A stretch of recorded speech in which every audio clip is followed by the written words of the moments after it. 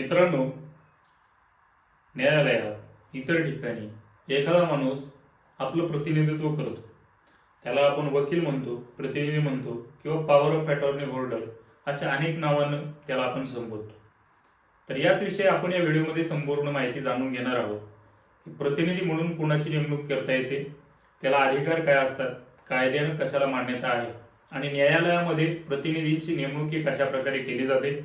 तर मी हरिप्रसाद आणि तुम्ही पाहत आहात कायदा.com. तर CPC ऑर्डर 3 मध्ये याविषयी संपूर्ण प्रक्रिया आपल्याला समजून सांगितलेली आहे. नियम 1 मध्ये उपस्थिती, अर्ज, कारवाई या शीर्षकामध्ये आपल्याला याविषयी माहिती पाहायला मिळते. तर कोण आणि कशा प्रकारे प्रतिनिधीची नेमणूक होते, तर यामध्ये व्यक्ती स्वतः हजर राहू शकतो.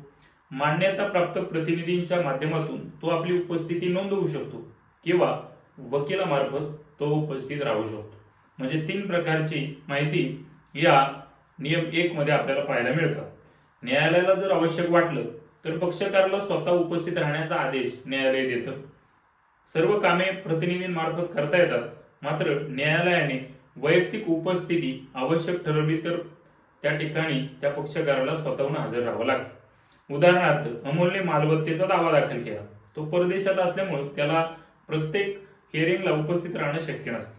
त्याच्या भावाला पॉवर ऑफ अटॉर्नी तो देतो आणि त्याचा भाऊ न्यायालयात अर्ज करतो आणि कारवाई करतो.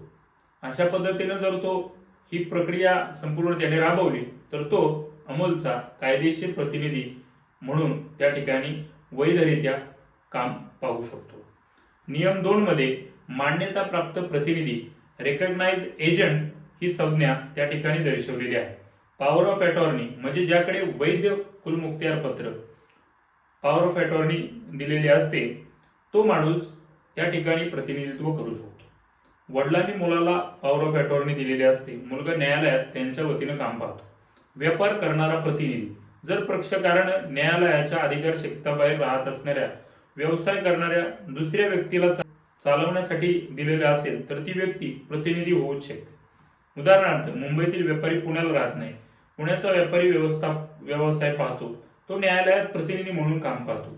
अशा पद्धतीने सुद्धा त्या ठिकाणी आपण प्रतिनिधीची नेमणूक करू शकतो. नियम 3 मध्ये प्रतिनिधीवरती समन्सची सेवा याबद्दल माहिती त्या ठिकाणी ऑर्डर 3च्या नियम 3 मध्ये त्या ठिकाणी दिलेली आहे.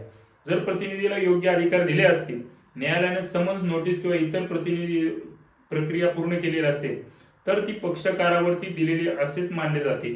पॉवर ऑफ अटॉर्नी ला समन्स मिळाला तर मालकालाच समन्स मिळाला असं सुद्धा त्या ठिकाणी समजलं जातं. 3 मुद्दे यामध्ये ठळकपणे आपल्याला पाहायला मिळतात. न्यायालयाने समन्स, नोटीस किंवा इतर प्रक्रिया प्रतिनिधीवरती दिली तर ती त्या ठिकाणी पक्षकारावरती दिली असे मानले जाते.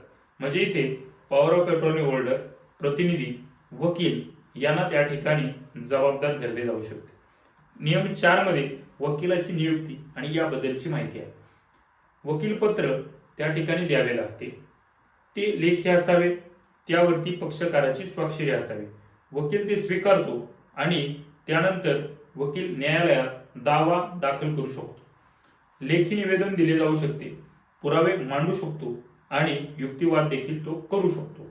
अपील दाखल करू शकतो आणि त्या प्रकारचे अधिकार त्या ठिकाणी वकिलाला मिळतात. 5 नियम मध्ये वकिलावरती समन्सची सेवा याबद्दल सविस्तर माहिती दिलेली आहे. जर पक्षकाराला वकील असेल तर न्यायालयाने वकिलाला दिलेली नोटीस, समन्स आणि आदेश हे पक्षकारालाच दिले असे कायद्यात मानले जाते. न्यायालयाला प्रत्येक वेळी पक्षकाराला शोधण्याची गरज नसते. जर वकील नेमला असेल, प्रतिनिधी होल्डर असेल किंवा अटॉर्नी होल्डर, या 3 व्यक्तींना त्या ठिकाणी जबाबदार ठरवलं जातं. समन्स स्वीकारण्यासाठी प्रतिनिधीची नियुक्ती देखील केली जाते. जर एखाद्या प्रतिनिधीला केवळ समन्स किंवा नोटीस स्वीकारण्याचा अधिकार द्यायचा असेल तर त्यासाठी लेखी अधिकारपत्र आवश्यक असतं. ते न्यायालयात सादर करावं लागतं तरच ते वैध होतं. तर मित्रांनो, ऑर्डर 3चे उद्दिष्ट हे पक्षकाराला स्वतःची उपस्थितीची सक्ती टाळण्यासाठी एक्सक्यूज यामध्ये दिलेला दिसतो. वकील किंवा प्रतिनिधी मार्फत न्यायालयाचे कामकाज सुलभ करणे, न्यायालयाचा वेळ वाचवणे, समन्स आणि नोटीसची सेवा सुलभ करणे आणि न्यायालयीन प्रक्रियेची कार्यक्षमता वाढवणे हे ऑर्डर 3 मध्ये ही मूल्ये आपल्याला पाहायला मिळतात. यामध्ये आपण 6 नियम पाहिले आणि वकील, प्रतिनिधी, पॉवर ऑफ अटॉर्नी होल्डर यांचे हक्क, त्यांचे कर्तव्य आणि त्यांची लायबिलिटी या तीनही गोष्टी आपण ठरवून त्या ठिकाणी समजावून घेतल्या. तर मित्रांनो, आमचा हा व्हिडिओ तुम्हाला कसा वाटला हे आम्हाला कमेंट सेक्शनमध्ये नक्कीच सांगा आणि असेच कायद्याचे आणि तुमच्या फायद्याचे व्हिडिओ पाहण्यासाठी कायदा.com YouTube चॅनलशी जोडले राहा. धन्यवाद.